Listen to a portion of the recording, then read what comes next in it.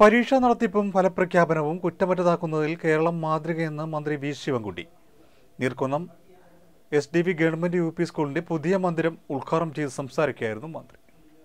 വിദ്യാഭ്യാസ കാര്യത്തിൽ കേന്ദ്ര സർക്കാരിന്റെ എല്ലാ കണക്കെടുപ്പിലും കേരളം പ്രഥമ ശ്രേണിയിലാണെന്നും പരീക്ഷാ നടത്തിപ്പും ഫലപ്രഖ്യാപനവും കുറ്റമറ്റ രീതിയിൽ പൂർത്തീകരിക്കുന്നുണ്ടെന്നും മന്ത്രി വി ശിവൻകുട്ടി പറഞ്ഞു.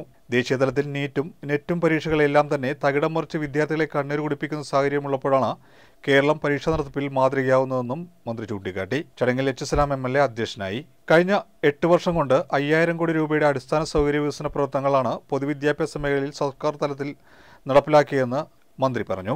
ഈ സർക്കാർ അധികാരത്തിൽ വന്നതിനു ശേഷം PSC റാങ്ക് പട്ടികയിൽ ഉൾപ്പെട്ട 12,144 അധ്യാപക ഉദ്യോഗാർത്ഥികൾക്ക് നിയമനം നൽകിയിട്ടുണ്ട്.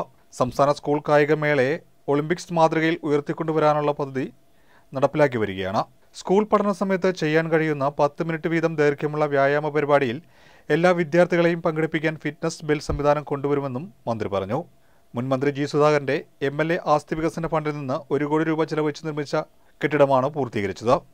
ഈ സർക്കാർ അധികാരത്തിൽ വന്നതിന് ശേഷം PSC റാങ്ക് പട്ടികയിൽ ഉൾപ്പെടെ 12,244 ഉദ്യോഗാർത്ഥികൾക്ക് നിയമനം നൽകിയിട്ടുണ്ട്. എയ്ഡഡ് മേഖലയിലെ നിയമന അംഗീകാരം നൽകിയതും അടക്കം 30,564 അധ്യാപകർക്കാണ് നിയമനം നടത്തിയിട്ടുള്ളത്. തുടങ്ങിയവയെ പൂർണ്ണമായി ഏകോപിപ്പിച്ചുകൊണ്ടുള്ള പ്രവർത്തനങ്ങൾക്കായി ഈ അധ്യയന വർഷം നടത്തും. ആലപ്പുഴ ജില്ലയിൽ ഏറ്റവും കൂടുതൽ കുട്ടികൾ പഠിക്കുന്ന UP സ്കൂളായ നീർക്കുന്നം SDV ഗവൺമെന്റ് UP സ്കൂളിലെ അന്തർദേശീയ നിലവാരത്തിലേക്ക് എത്തിച്ചേരുകയാണ്.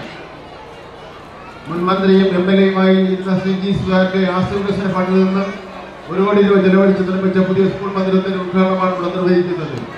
വളരെ സന്തോഷത്തോടുകൂടി നിങ്ങളുടെ എല്ലാവരുടെയും അനുഭവത്തോടുകൂടി ഈ ഇരുനില മന്ദിരം ഈ നാടിന് സമർപ്പിച്ചുകൊണ്ട് ഞാൻ ഉദ്ഘാടനം ചെയ്ത് പ്രഖ്യാപിക്കുന്നു.